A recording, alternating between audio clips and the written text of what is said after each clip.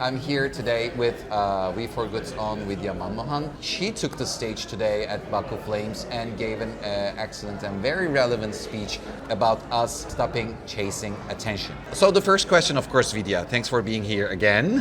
Why do you think we should stop chasing attention? Where are we gonna find attention then? See, that's the thing, Yeah. because there's a second part to it. Uh-huh. It was all about stop Which chasing I want you to say. attention, Uh-huh. start deserving it. Uh-huh. So it's just that when you chase attention, it's a mindless chase around, just pumping in money to just get eyeballs and Yeah. just get people to look at things.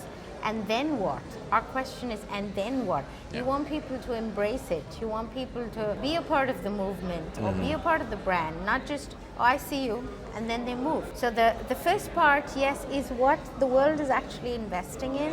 And that's what we're churning out thanks to all the technology and Yeah. all the AI that's going on. So it's about mindlessly creating or producing work. But it's about the latter, which is about, and then when the buzz is over, what's going to stay with you? Yeah. What is the piece of work, like I asked, that you actually think about, that moves you, that truly makes a difference? And that's about deserving it. And brands are moving into that, people are moving into that, and like you can see, more and more people are calling out slop. Yeah.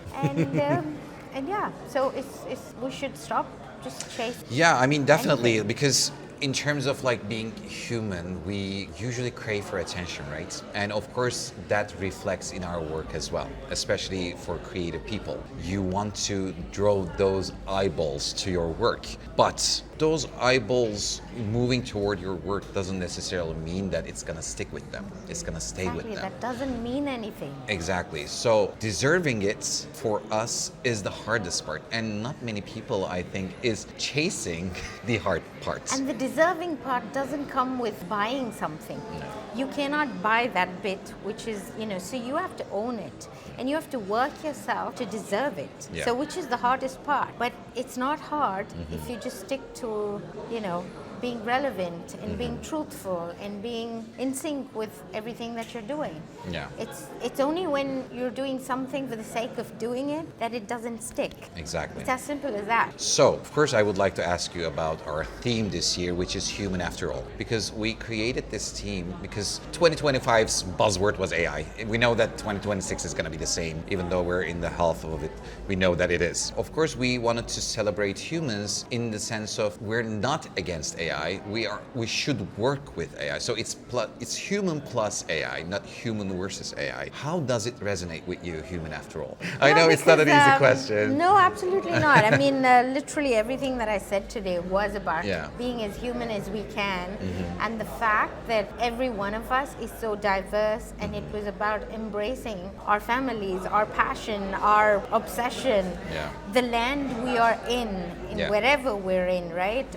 And that's what makes you and makes me different as individuals. Exactly, yeah. Because AI and technology and everything else, machines are going to try and make everything look the same. And it's about people in the room, about diversity. It's about, and it's more relevant than any other time in the world. So to your point, I think, no, the conversation is absolutely going to shift from AI and go back to being human. And Oh my God, of yes, thank you course, for saying that. it Everyone has needs to have hear a that. soul and a heart, and only humans can have that. Yeah, exactly. And we're not wired to be trained to be, training a machine. We don't work that way. We're not robot.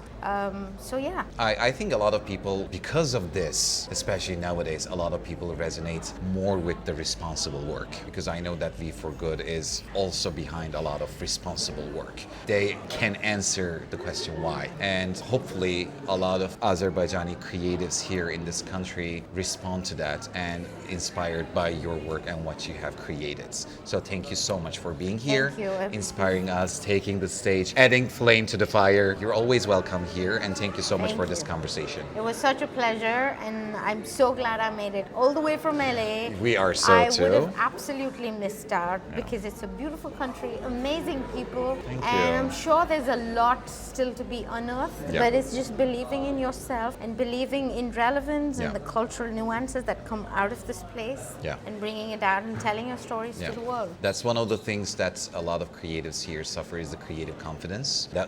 That's what we're trying to push forward as a society, as an industry. Yeah. So you saying these things, I think, would give a lot of affirmation and confirmation to those Yeah. young minds who would Yeah. like to do big things and responsible things. So No, thank you. it was really great. Even the response after my talk.